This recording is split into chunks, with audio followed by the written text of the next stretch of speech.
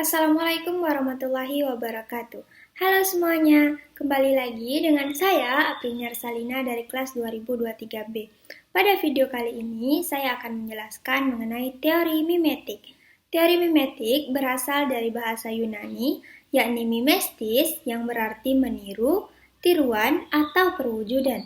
Secara umum, teori mimetik diartikan sebagai suatu teori yang dalam metodenya membentuk suatu karya sastra dengan didasarkan pada kenyataan kehidupan sosial yang dialami dan kemudian dikembangkan oleh pengarangnya menjadi suatu karya sastra dengan penambahan skenario yang timbul dari imajinasi dan kreativitas pengarang dalam kehidupan nyata tersebut.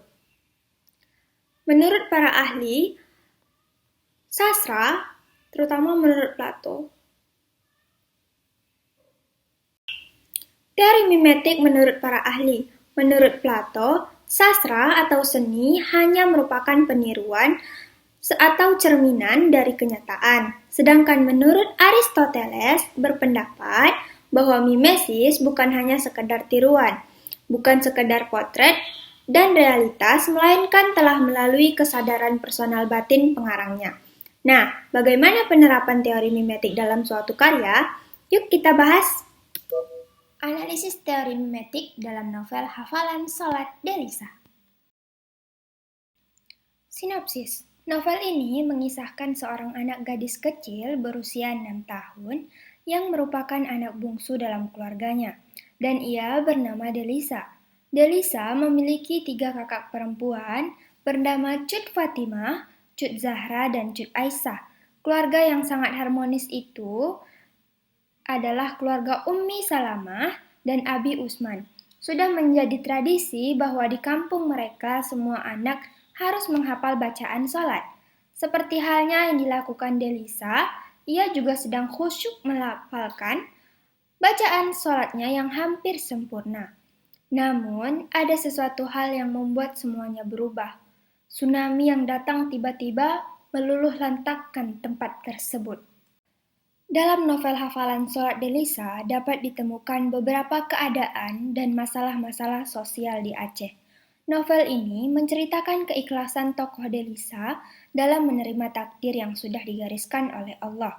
Adanya nilai religi, tergambar dalam suasana azan subuh di keluarga Abi Usman yang sudah ramai, terdiri dari Cut Aisyah yang selalu membangunkan Delisa dengan suara keras, Cut Zahra yang sudah mengambil air wudhu, dan Cut Fatimah yang membangunkan Delisa dengan lembut untuk menunaikan sholat subuh.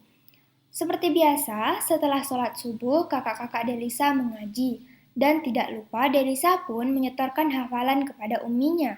Ketika Delisa bermain sambil menghafal hafalan sholat, walaupun pada saat menghafal kakaknya, seperti Kak Aisyah dan Kak Fatimah sering mengganggunya. Nah, novel ini terinspirasi dari terjadinya peristiwa tsunami Aceh yang diiringi atau ditambahkan dengan imajinasi Terelie sebagai penciptanya. Pagi itu, Delisa bangun dengan semangat dan langsung menunaikan sholat subuh. Bacaannya pun hampir sempurna. Hari itu merupakan hari yang mendebarkan bagi Delisa karena ia akan maju menghadap Ibu Nur untuk ujian praktek sholat anak-anak kelas 1 Ibtadaiyah. Saat Delisa maju, ia sudah mantap untuk pertama kalinya melaksanakan ujian praktek yang sempurna di hadapan Allah. Saat Delisa menghafalkan hafalan sholatnya, seketika semua air meluap ke daratan, menyapu seluruh tanah Loknga. Hal ini dapat dilihat dari penggalan novel ini. 130 km dari Loknga, persis Delisa usai bertakbiratul ihram, persis ucapan itu hilang dari mulut Delisa, persis di tengah lautan yang berteriak tenang, persis di sana lantai laut rata seketika. Novel ini juga menggambarkan bagaimana cintanya Delisa kepada Umi dan Abinya karena Allah Subhanahu wa Ta'ala. Dia selalu mencari cara untuk didekat Uminya, dan dia sering sekali memeluk erat leher Abinya saat Abinya sedang sholat. Dalam novel ini juga tergambar bagaimana sosok Delisa yang harus bersemangat menata hidupnya kembali setelah bencana tsunami yang membuat Delisa kehilangan Umi, kakak, rumah, sekolah, dan semua orang-orang tersayangnya. Walaupun dengan begitu, Delisa tetap mempunyai semangat untuk melanjutkan hidupnya. Tergambar pada penggalan, bagi Delisa kehidupan sudah kembali. Bagi Delisa semua ini sudah berlalu. Bagi Delisa, hari lalu sudah tutup buku. Ia siap meneruskan kehidupan. Tak ada yang perlu dicemaskan, tak ada yang perlu ditakutkan. Delisa siap menyambung kehidupan, meski sedikit pun ia belum mengerti apa itu hakikat kehidup dan kehidupan.